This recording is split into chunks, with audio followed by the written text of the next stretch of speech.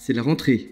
Léa est partagée entre la nostalgie des séances bronzettes à la plage et la satisfaction de retrouver sa maison, ses plantes qui ont un peu souffert de la chaleur, son intérieur. Mais Léa va vite déchanter en ouvrant son courrier et en découvrant sa taxe foncière. La note est plus salée que la Méditerranée où elle a passé ses vacances. Là, c'est la taxe foncière. La taxe d'habitation va suivre. Pourquoi je dois payer des impôts juste pour avoir un toit au-dessus de la tête ? La taxe foncière, comme la taxe d'habitation, constitue ce qu'on appelle les impôts locaux. Ils sont perçus par les collectivités locales.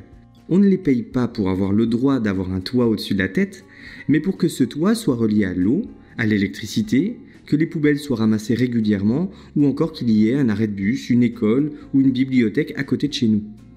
En fait, ce que l'on verse entre septembre et novembre en impôts locaux représente plus d'un quart des ressources des collectivités locales qui nous fournissent tous ces services. En 2014, les Français ont versé plus de 50 milliards au bénéfice des communes, des communautés de communes et des départements. La taxe foncière est payée par le propriétaire, même quand son bien est en location. Elle regroupe 3 impôts différents.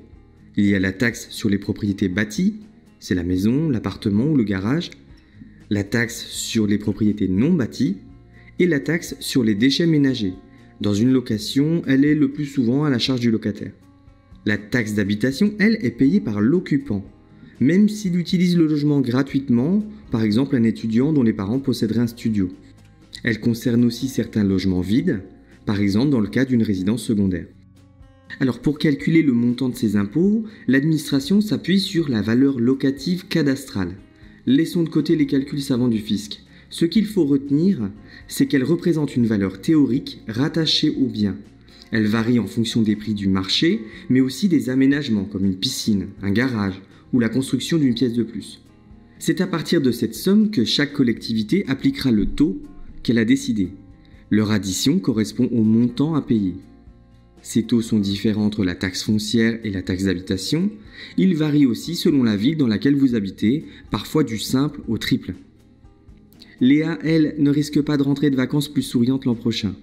Les nouvelles régions pourraient s'inviter à cette table fiscale et bénéficier d'une nouvelle taxe qui fusionnera avec la taxe foncière.